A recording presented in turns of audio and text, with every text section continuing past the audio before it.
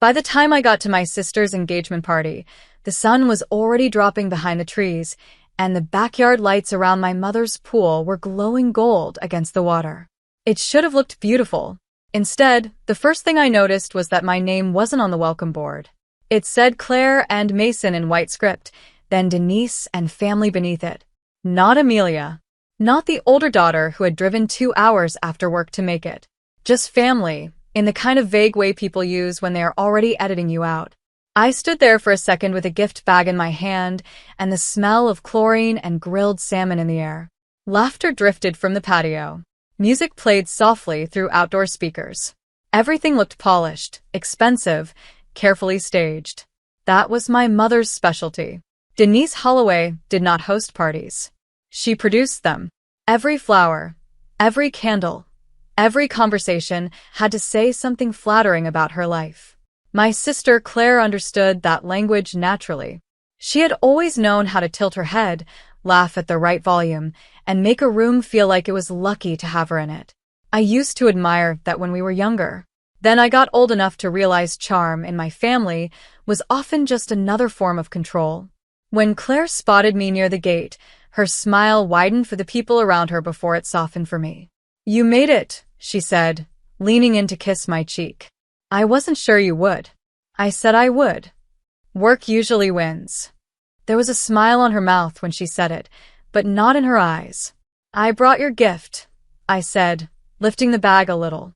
"Oh, good," she said lightly. "Mom was worried you'd show up with one of those thoughtful but strange things again." I almost laughed. 3 years ago, I gave Claire a framed copy of our grandmother's handwritten recipe card because she had cried over it once when we were kids. My mother called it aggressively sentimental. Before I could answer, my mother appeared beside us in a pale blue dress that probably cost more than my first apartment's rent. "There you are," she said. Her eyes went over me once. "You came like that?" I looked down at my black dress. Simple. Clean.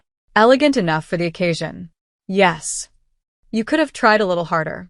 Mason's family is here." "Hi to you too, Mom." She ignored that. "Claire, sweetheart, go take pictures with the Harpers before they leave." Claire touched my arm once, barely. "We'll talk later." Then she was gone. My mother stayed. "You're late," she said. "I'm 8 minutes late." "You're still late." I looked past her at the party. People I knew from childhood. Neighbors. Mason's parents.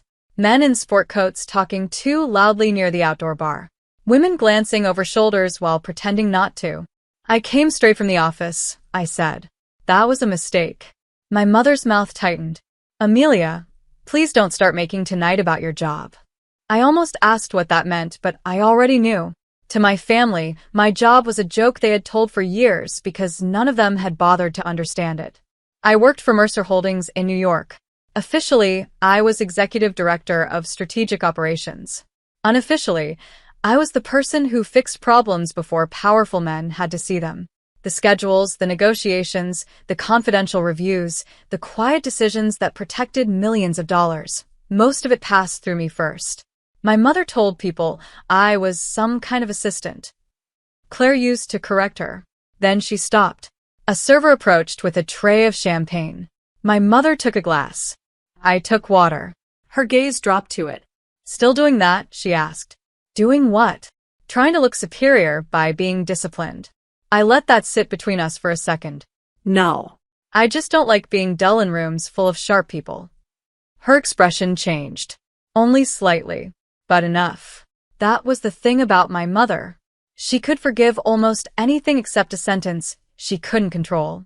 She stepped closer and lowered her voice. "Tonight is Claire's night. Don't create tension because you feel overlooked." I looked at her for a long moment. Then I said quietly, "You have to see me first for me to be overlooked." For a second, her face went cold. Then someone called her name, and her social smile returned like a switch had flipped. As she turned away, she said over her shoulder, "Try not to embarrass us." I stood there with my water glass in my hand and watched her move back into the center of her perfect evening. And I had the strangest thought. Not anger, not even hurt, just certainty. Something was going to happen tonight. I didn't know what yet. But I knew my family well enough to recognize the feeling in the air when humiliation was being prepared like a place setting. The party moved outside as the sky darkened. The engagement toast was set up beside the pool, where floating candles had been arranged across the water, and a photographer kept asking people to relax naturally, in a voice that made everyone look more artificial. I stayed near the back, close enough to hear, far enough to breathe. Claire stood beside Mason in a white dress that was just formal enough to suggest bride without saying it directly. He had his hand on her waist and kept smiling at the guests like he had just closed a very good deal. Maybe he had. Mason was handsome in the polished, practiced way some men are. He had gone to the right schools, worked in private equity, and mastered that tone wealthy men use when they are being rude but expect gratitude for the attention. He had always been courteous to me. Not kind, just careful. During dinner, I noticed my place card had been moved from the family table to a small round table near the hedge, half hidden behind a floral stand. I picked it up, walked to my mother, and held it out. Was this a mistake? She glanced at it. No. You moved me? Claire wanted the main table to feel balanced. I actually smiled then because the cruelty was so lazy it embarrassed me for her. Balanced, I repeated. Don't do that tone with me. What tone? The one where you act like everyone is attacking you. Before I could answer, Claire stepped in. Amelia, please, she said quietly. Can we not do this tonight? I looked at her. Do what? Notice. Her face flushed. You always do this. You make tiny things feel huge. I nearly said, tiny things become huge when they happen for 20 years. But I didn't. There was no point handing insight to people committed to misunderstanding it. So I set the card down and sat at the small table. From there I watched the speeches begin. Mason thanked everyone for coming. Claire cried at exactly the point in his speech where people expect tears. My mother dabbed under one eye and smiled like she was watching a commercial for the life she had ordered. Then she stood to speak. Family, she said, lifting her glass, is knowing who belongs in your life and protecting what matters. People nodded, smiled, sipped. Her eyes found mine across the terrace. I felt the sentence before the moment arrived. The photographer called for immediate family to gather beside the pool for pictures. I stood. My mother saw me moving toward them, and something in her face hardened. Not surprise. Decision. When I reached the group, she said under her breath, Not you. I kept my voice calm. I'm her sister. You're creating a scene? No, I said. You are. The people closest to us went quiet. Not enough to intervene. Just enough to witness. Claire looked between us, already embarrassed, already angry at the wrong person. Amelia, just let it go. That sentence did something to me.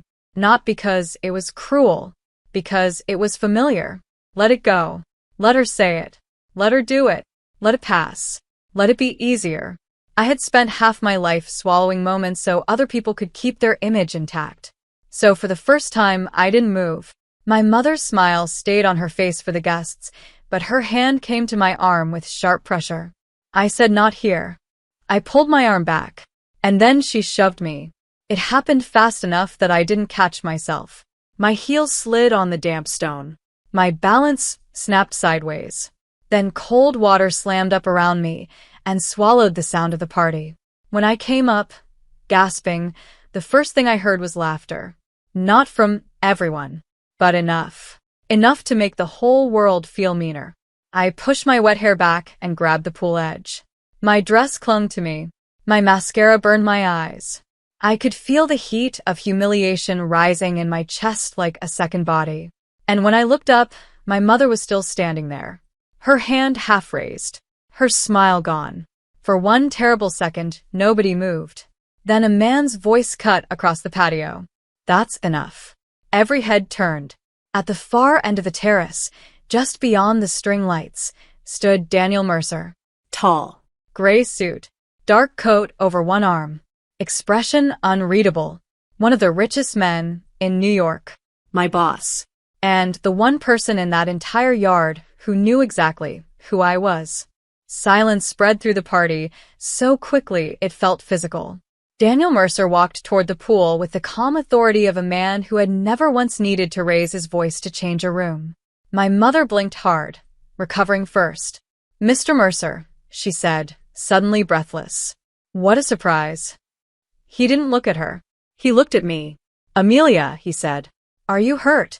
I climbed out of the pool without answering at first. One of the servers rushed over with towels. I took one, wrapped it around my shoulders, and tried to steady my breathing. "I'm okay," I said. Daniel's eyes shifted to my mother. That didn't look accidental. Mason stepped forward before anyone else could speak. "There's no need to misunderstand. It was just a family moment." Daniel turned to him. "A family moment." The way he repeated it made Mason look smaller. My mother forced a laugh. Things got emotional. Sisters, mothers, weddings, you know how these things are. "No," Daniel said. "I don't." Then finally, he faced the crowd. "For those of you who don't know me, I'm Daniel Mercer." That caused a stir all by itself. I saw recognition move across faces. Curiosity. Calculation. Then he added, "Amelia works directly for me. She has for 6 years." I could see the confusion hit my mother first. Then Claire. Then Mason. My mother frowned. She told us she worked in operations. "I do," I said. Daniel slipped one hand into his pocket. "She leads strategic operations for my firm. Most deals reach my desk because she decides they're worth reaching." Mason went pale so quickly, it was almost impressive, because suddenly he understood what his fiancée's quiet, unwanted sister actually was. Not an assistant. Not an afterthought. Not a lonely woman who came alone to parties because she had nothing better. A woman whose signature had delayed his company's funding review 3 weeks earlier. He looked at me. "Wait." I met his eyes. "Yes," I said. "That was me." Claire stared. "Why didn't you ever say anything?" The answer came out before I could soften it. "Because none of you ever asked in order to listen." That landed harder than I expected. My mother stepped forward, voice thinner now. "Amelia, this is not the time to be dramatic." I looked at her wet hem reflected in the pool lights, then back at her face. "You pushed me into a pool in front of 50 people. Her mouth opened, but Daniel spoke first. "The club has security cameras," he said. "I suggest we preserve the footage." That was when my mother finally understood she could not talk her way around this. She turned to me, dropping the social tone at last. "You are really going to do this? To your sister?" And there it was again. Responsibility handed downward like always. I held her gaze. "No," I said. "I'm done doing this for my sister." Claire flinched. I turned to her next. She looked shaken now, but not only by what our mother had done, by what the truth had cost her, by the fact that she had laughed with the room before realizing the room had misjudged the wrong woman. "I didn't deserve that," I said. She swallowed. "I know." "No," I said quietly. "You know now." Mason tried one last time. "Amelia, whatever misunderstanding we've had, I think we can reset this." I almost admired the instinct. Humiliation from me was unforgivable. Humiliation of me was negotiable. Daniel looked at him with open disinterest. "Your review meeting is cancelled." Mason said nothing after that. I took a breath, adjusted the towel around my shoulders, and felt something in me settle. I had imagined, for years, what it would feel like to finally be seen in front of my family. I thought it would taste like triumph. It didn't. It tasted like clarity. That was better. "I'm not staying," I said. My mother's eyes flashed. "You walk out now. Don't expect to come back." I gave a small, tired smile. That stopped sounding like a threat a long time ago. Then I picked up my bag from the chair near the patio door. Behind me, nobody spoke. And that silence, heavy, awkward, undeniable, was more satisfying than any argument I could have won. 3 weeks later, Claire's engagement was postponed. 2 months later, it was over. Daniel never brought up that night, unless I did. He simply told legal to make sure the footage was preserved in case I needed it, then promoted me that fall with the same calm efficiency he used for everything else. My mother emailed twice. The first message said she had been under stress. The second said families should handle things privately. I responded once. You made it public. Claire wrote much later, just one line. I should have stopped her. I stared at that message for a long time before replying. Yes, you should have. That was all. No grand reunion. No dramatic apology on my doorstep. No last-minute speech about love. Just consequence. Just distance. Just the quiet relief of finally understanding that being rejected by people who need you smaller is not a loss. It is freedom.